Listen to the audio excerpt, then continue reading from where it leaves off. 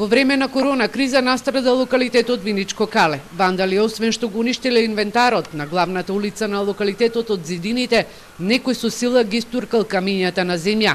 Штета е направено и на делот кој е конзервиран уште во 1985 година. За жал, ова не е прв случај на вандализам. Значи, години наназад го имам истиот проблем.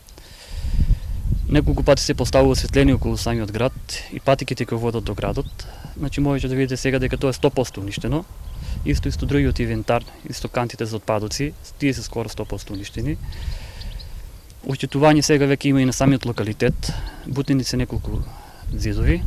Полицијата направила увид, се бараат вандалите. Вработените од музеот Теракота, кои се надлежни само да го одржуваат локалитетот, собрале отпад во неколку вреќи.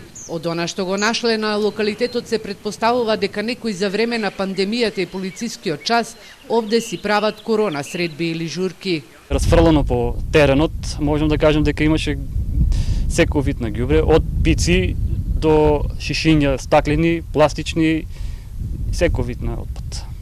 Штетата од вандализмот на овој локалитет е непроценлива, бидејќи е уништено национално богатство. Виничките теракотни икони кои се најдени токму на овој локалитет се изложени во речиси сите познати музеи во светот и се единствени на Балканот.